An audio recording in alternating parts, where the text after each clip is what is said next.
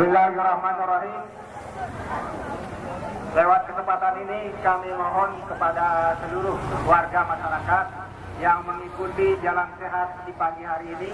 Pertama kami mohon di dalam perjalanan agar tertib di satu arah, supaya jangan mengganggu lalu lintas yang ada. Nah, ini harapan kami selama perjalanan, tolong dimohon dengan tertib perjalanan. Yang kedua kami mohon jangan sampai dipotong kartunya, karena di depan puskesmas ada yang memotong kartu.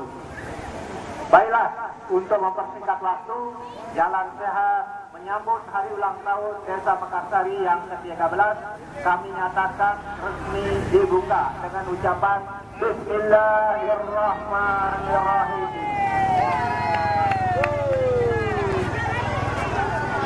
Silakan warga masyarakat keluarnya lewat pintu gerbang sebelah barat, keluar lewat pintu gerbang sebelah barat.